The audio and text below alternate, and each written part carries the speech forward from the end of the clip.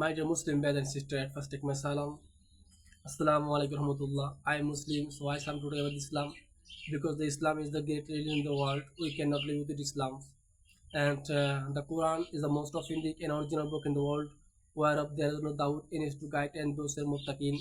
And inshallah, if you take it, if you read it, and definitely on your life and success your life, and nobody believes a lie everything about that, and totalize great sins. And so, my dear Muslim brothers and sisters, if you never mind it, and if you want to take for job, yeah, the job is five temporary words, and not only five temporary words, as all time is characters, and characters is a bad habit for humanities, and we think about that, and we know about that.